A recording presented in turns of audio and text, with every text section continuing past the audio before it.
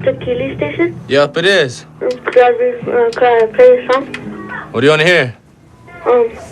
They have the encore is Eminem. Yeah. Can you play it? All right, then. My name is Jared Olters. Just play that. Wait for a little bit, all right?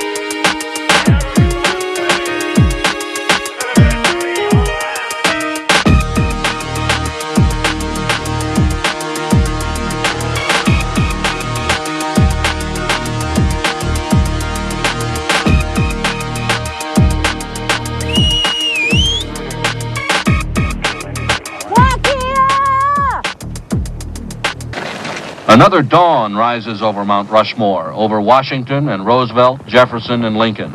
But it also rises these days over a small band of American Indians who cling not only to the craggy edges of the mountain, but to the hope that someday this land will be theirs again. We feel that we have a responsibility to carry on those valiant efforts that were made in the past so that we might survive as a people. We said that the churches, the Bureau of Indian Affairs, and white European education was our three worst enemies. That is designed to strip us of our culture, our heritage, our language, and eventually our land, and to extinguish our native rights. The leadership of today's demonstration says there is a special significance for the Indians coming to Mount Rushmore. That being that the presidents carved into rock here were all responsible for the deaths of Indians, for the violations of Indian treaties, and for the denial of Indian rights. George Washington, Thomas Jefferson, Abraham Lincoln, and Theodore Roosevelt all had visions of a great nation. A nation where men and women are free, and the government is established by the people, for the people, and of the people. Their vision and ideals laid the foundation of our nation, which today stands alone as the single greatest example of freedom on earth. Today, Americans enjoy freedom of speech, freedom of religion, the right to vote, and a government of the people, by the people, and for the people. Since that day, 200 plus years ago, servicemen and women of this country have stood watch, protecting our shores and our freedom from those who would steal it and repress the citizens of this great nation. The United States Court of Appeals for the 8th Circuit is now in session. All persons having business before this honorable court may now draw near and they will be heard. God save the United States and this honorable court. Please be seated. My name is Bruce Ellison. I represent the appellant White Plume family, also known as the White Plume Teoshpai. In 2003, my clients had contracts. The $180,000 contracts for that year alone would have quadrupled the economic income of the entire Teoshpai. The Teoshpai had simply been trying to exercise their agricultural rights under the 1868 Fort Laramie Treaty between the Lakota Nation and the United States. I brought my two sons with me to help me, give me strength, and they're young and strong. Ich habe meine zwei Söhne mitgenommen. They got warrior blood in Sie them. sind jung, stark That makes und me feel, in ihren Adern fließt That Kriegerblut. gives me strength to look at my son and, Das gibt mir you know, the Kraft, future wenn ich sie and think anschaue about und an die who's Zukunft coming denke after him, you know, und an die, and die nach ihnen all kommen. those things. Dieselben gesellschaftlichen Missstände, wie sie vor 30 Jahren herrschten, prägen heute noch das Leben hier. Die Arbeitslosigkeit liegt bei 85%. Die durchschnittliche Lebenserwartung der Männer bei 41 Jahren. Die Kindersterblichkeit ist 10-mal höher als sonst in den USA. Es gibt nur wenige Häuser in Pine Ridge, sodass oftmals 3 bis 4 Familien in einem Haus wohnen, das für eine Familie gebaut ist. Die Schulen haben viel zu wenig Geld. Und viele trinken verseuchtes Wasser, verseucht durch Strahlung oder Chemikalien. Und das sehr reine Grundwasser in Pine Ridge wird abgeleitet und den Lakota-Indianern hier kein Tropfen zugestanden. Die Zustände haben sich also nicht geändert. Let's make a volcano so the water stays in. Okay, let's get it. Okay, now let's put this in here. Just stand up straight. There we go. If you look around, there's Wenn man sich umschaut, sieht man, dass viele seit Jahren hier in der Ebene leben. Ihre Bäume sind riesig. Ich bin erst seit kurzem hier. Das sieht man an meinen kleinen Bäumen. Aber in ein paar Jahren bin ich auch etabliert. Wenn man von weitem die Bäume sieht und nicht mehr den Wohnwagen, dann gehöre ich dazu.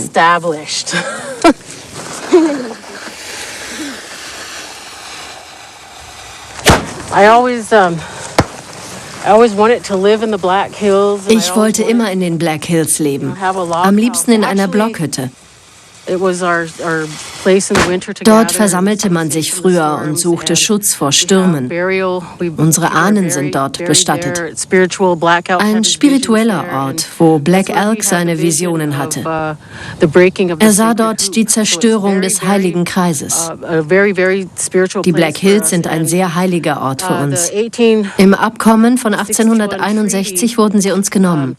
Dabei hatte man sie uns auf ewig zugesichert. Were promised to us. We could keep them and have them, and we have 4 kanadische Provinzen und 13 US-Bundesstaaten gehören zum Vertragsgebiet. Stück für Stück nahmen sie uns alles wieder. Diese Gegend, South Dakota, wurde zu einem Staat. Und von diesem riesigen Gebiet blieb uns nur ein Reservat. Jetzt gehört uns nur noch ein Landkreis. Nach Vertragsabschluss genehmigten sie General Custer eine Expedition. Er fand Gold und plötzlich galt der Vertrag mit uns nicht mehr. Viele pilgern hierher, um Mount Rushmore zu sehen, den Schrein der Demokratie. Niemand sagt ihnen, dass das ein Sakrileg ist, weil die Regierung damit endgültig klarstellen wollte, das ist amerikanisches Land.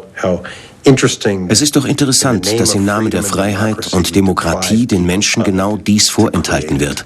Und dass die, denen das Land gehört, es nicht nutzen dürfen.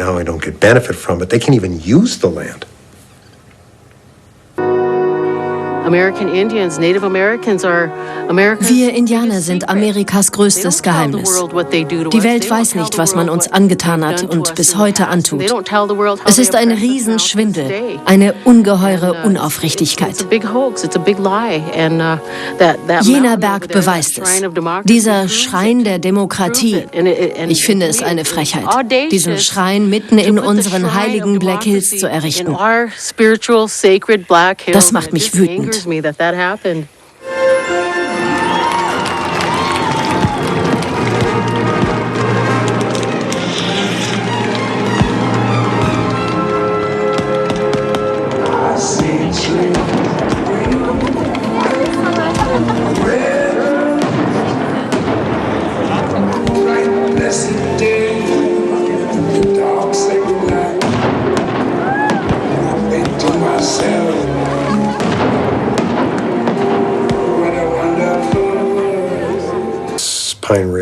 Ob in Pine Ridge, Guatemala oder Venezuela, ob in Afrika und Asien,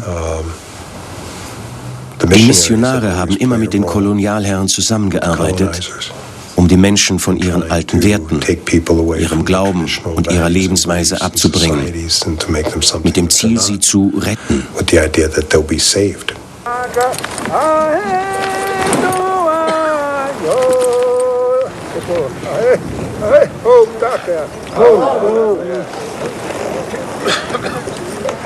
We grew up in a world where Wir leben heute in einer Welt, in der alles, was uns umgibt, nicht indianisch ist. Weil die Armut hier so groß ist, betrachtet uns die Außenwelt als dreckige Indianer, als minderwertig. Und viele unserer Kinder glauben das, weil sie arm sind und nicht so schöne Kleider haben. Sie haben nichts von dem, was sie im Fernsehen sehen. In Rapid City, 150 Kilometer von hier, gehen sie in die Geschäfte oder ins Kino. Sie sehen, wie andere Leute leben und wissen, dass sie nicht so leben können.